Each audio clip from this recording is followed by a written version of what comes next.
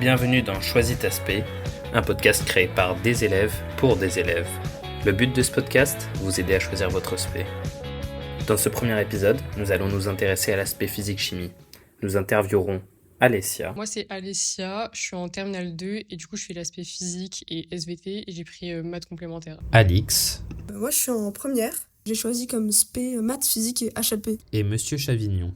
René Chavignon, je suis donc professeur de physique au lycée Montaigne depuis maintenant 22 ans. Pourquoi as-tu choisi ces spé ? Moi, au départ, j'avais pas du tout envie de prendre l'aspect physique parce que c'était une matière dans laquelle j'étais pas très bonne. En seconde, j'ai commencé à m'intéresser vraiment vers la physique. Je me suis dit que j'aimerais bien travailler là-dedans. J'ai toujours voulu faire médecine, j'ai été obligée de prendre les spé scientifiques. Donc, au moins physique, c'était la plus importante, donc j'ai pris directement physique, SVT et maths. Aussi pour en découvrir plus et potentiellement travailler plus tard là-dedans, j'ai pris maths et physique. Comment se passe un cours en spé physique-chimie ? C'est assez banal, un cours de physique, ça ressemble vraiment à tout ce que vous avez pu déjà connaître, à savoir des sessions de cours purs. Ça peut être aussi des expériences faites au bureau. On essaye d'interpréter ces expériences-là, alors ça peut être en groupe, ça peut être du travail à deux. C'est un cours où il y a un TP. Donc c'est-à-dire qu'on va pas forcément commencer directement par le TP, mais en tout cas on va le faire pendant le cours. C'est intéressant quand même parce qu'on a beaucoup de manipulations. Enfin, en plus, il y a beaucoup de matériel à monter. C'est des TP de 2 heures au lieu de TP d'1 heure et demie comme en seconde. Et donc là, on a vraiment une feuille de route avec des questions et on met en œuvre la démarche. Les cours théoriques, donc vraiment les leçons, je trouve qu'elles sont intéressantes aussi et que généralement les profs ils prennent le temps de bien expliquer. Ou alors j'ai toujours eu de la chance sur les profs peut-être, mais qu'ils sont ouverts aux questions et qu'ils expliquent assez bien. Ça peut être des séances d'exercice, des devoirs sur table, bien évidemment. On alterne vraiment entre cours, exercices et puis TP. Le but du jeu, c'est bien évidemment de pouvoir modifier, changer régulièrement les types de supports. L'un des avantages de nos groupes de spécialité ici au lycée Montaigne, c'est qu'ils sont bloqués en termes d'effectifs à 20 maximum. Et ce, pour les TP comme pour les cours.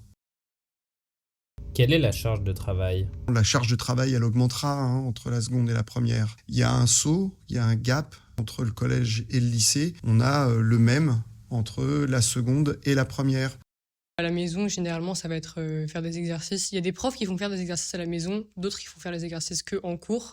Je ne crois pas qu'on puisse s'en sortir avec moins de 2 heures de travail par semaine dans chacune des spécialités.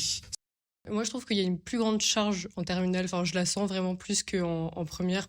Parce qu'il faut vraiment s'assurer de tout le temps bien réviser les chapitres et d'être prêt pour le prochain DST qui va comporter quand même 3 chapitres à chaque fois. Donc, Quelle est la différence entre ce que tu pensais de l'aspect physique et la réalité ? Ça va peut-être un peu plus vite et il y a de nouvelles notions qu'on n'a pas vues en seconde. Mais comme ça, il y a pas mal de chapitres qu'on a déjà un peu vus. vu que j'étais pas intéressée, moi je croyais que j'avais des difficultés en physique. Mais en fait, c'est juste que je travaillais pas assez cette matière et que c'était pas une matière qui m'intéressait. Du coup, j'étais pas motivée à la travailler. Sauf que la vérité, c'est que du coup, je suis passée de 13 de moyenne en seconde à 16 en première. Donc voilà. Parfois, c'est un peu plus calculatoire, donc faut pas avoir trop peur des maths. Il y a certains concepts qui sont un peu durs, mais c'est pas insurmontable. Est-ce que vous pensez qu'il faut avoir des qualités particulières ou un profil particulier pour prendre cette spé ? Il faut essayer d'avoir un minimum d'appétence pour la matière.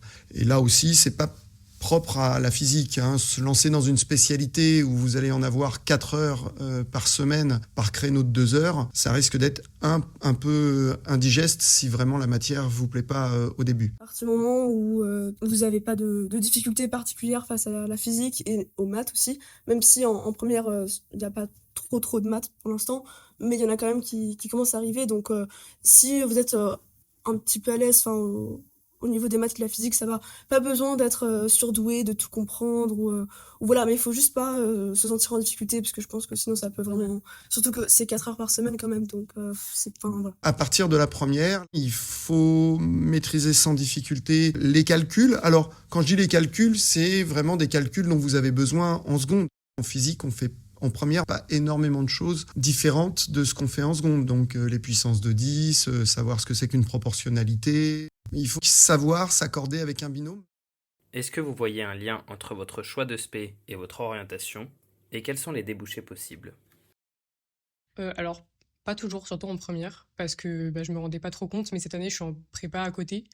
Donc c'est vrai que je me rends plus compte de qu'est-ce qui peut servir, etc. Et c'est vrai que surtout la chimie, j'ai l'impression que c'est des cours où vraiment on reprend tout ce qu'on a fait au lycée pour le développer plus, en tout cas la première ou deuxième année de médecine. Les débouchés sur toutes les études scientifiques, que ce soit de la prépa, de la fac, que ce soit des études plus courtes, BTS, de l'école d'ingénieur à prépa intégrée ou pas. On a aussi bien évidemment la possibilité de n'importe quelle autre filière tant qu'on passe par l'université. Il y a quand même des grands liens entre les chapitres du lycée et les chapitres des études supérieures du coup. A priori, les spécialités ne vous bouchent aucune voie particulière après le bac. Il y a quand même des exceptions. La spécialité physique, vraiment, est une spécialité qui vous ouvrira donc toutes les voies scientifiques, y compris la médecine, et j'insiste là-dessus. Et enfin, avez-vous des conseils pour des élèves qui veulent peut-être prendre cette spé ? Je dirais travailler régulièrement, c'est-à-dire en cours, bien sûr, faire l'exercice quand il faut. Pas forcément besoin d'en faire plus qu'il faut, mais pour réviser. Je trouve que c'est important de reprendre vraiment tous les exercices qui ont été faits. Si c'est un élève qui, comme moi, pense vraiment être en difficulté sur cette matière, je dirais de pas trop s'inquiéter, enfin de voir, parce que généralement, il y a beaucoup de gens qui ont le même avec moi, du fait que l'aspect physique, elle soit plus intéressante que le tronc commun en seconde ou au collège. Ça, c'est valable pour toutes les spécialités. Un travail régulier. On ne peut pas arriver en physique en première sans avoir travaillé la physique en seconde. Comme certains exercices de contrôle amènent à vraiment réfléchir et pas juste appliquer le cours, c'est vraiment, je trouve, important de beaucoup s'exercer. Le meilleur truc pour bien réussir son contrôle, c'est de refaire les exercices qu'on a fait en cours. Je me prends juste une ardoise et je les refais parfois plus ou moins de tête, enfin voilà, sans vraiment rédiger. Il serait de bon ton de garder quand même des mathématiques avec. On va énormément axer notre enseignement sur une forme de mathématisation, de formulation, beaucoup plus qu'en seconde. S'il n'a pas d'idée du tout et qu'il fait les 3 spé scientifiques, c'est vrai que c'est mieux de garder maths physique parce que ça ouvre beaucoup plus de portes que faire physique SVT. Pour les élèves de première qui passeraient en terminale, c'est vrai qu'on conseille souvent d'essayer de garder les mathématiques. Cela dit, on peut tout à fait s'en sortir en physique sans mathématiques, mais il faudra quand même à un moment donné aller voir des encarts de maths. Et surtout, là pour le coup, avoir vraiment envie, une spécialité de terminale, c'est 6 heures par semaine avec un rythme extrêmement soutenu. Merci d'avoir écouté ce podcast, créé par le CVL du lycée Montaigne. Le prochain épisode sera sur l'aspect HGGSP. À bientôt!